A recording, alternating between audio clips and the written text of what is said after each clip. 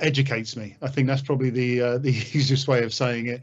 You know, when they actually herald some of the achievements of black members of our communities, I think it gives you a real understanding of what they had to go through in the first place, what they still go through, and how things have in many ways improved. And I think it's fair to say where things can continue to improve. It's nice to look back, and especially within, you know, football wise, that's something that I'm passionate about. Look at the big heroes of the game in terms of black history and what they've achieved, and you know why I can sit here today and play football the way I do because of those.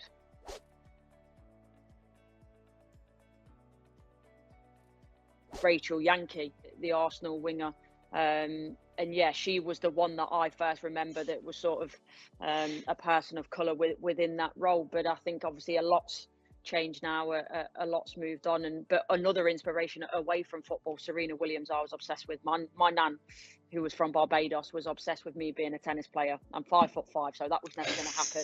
But yeah, obsessed with Serena and Venus Williams. I think they did so much, not just for tennis, but for women of colour in sport in general. John Barnes, I joined, well, he was at Watford before I joined Watford. Got to know John Barnes. He was at Liverpool, obviously. He was very aware of his upbringing and the environment that he was working in. So all of a sudden I was getting educated.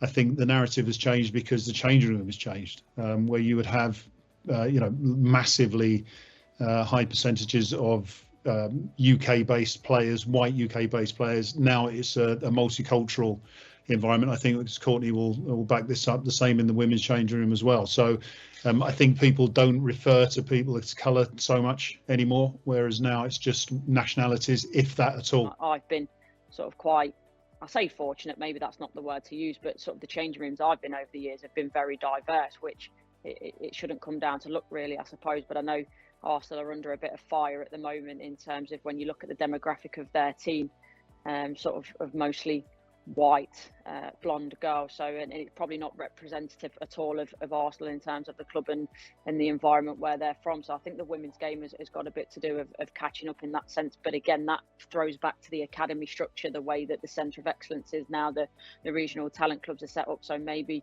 in terms of those inner city areas, those sort of girls aren't getting the access to the game. So that's something that I know the FA are looking at.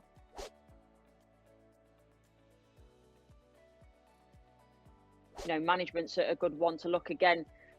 For me, I never really found it a problem, but I think the sort of saying, if you can see it, you can be it, I think for a lot of people works. So seeing people in different areas, whether it be, you know, boardrooms, management, behind the scenes, I think to get it all within those roles within different companies, whether it be football, whether it be anything else, I think that's the biggest role, because I think sometimes you maybe get to a certain level and there's maybe felt there's a bit of a ceiling with the decision makers. So I think that the biggest thing, the challenge we're facing at the moment is getting that diversity within the decision making, sort of above football, if that makes sense, above the pitch.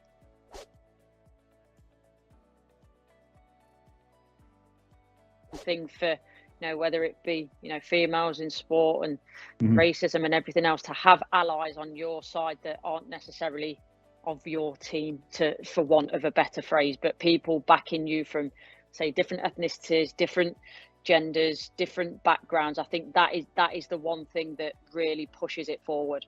We used to do the promotion for this back in the 90s. I was vocal about it in the sense that it was always a minority player with a minority group of footballers from grassroots. And I said, if I'm a racist, I'm not even going to look at this. You need to get white players to be involved in this, so people see that white players accept that there is a racism issue and it needs to be dealt with. I think it's everyone who wants to help resolve this problem, them being vocal and, as I say, saying things that will change people's minds and perceptions.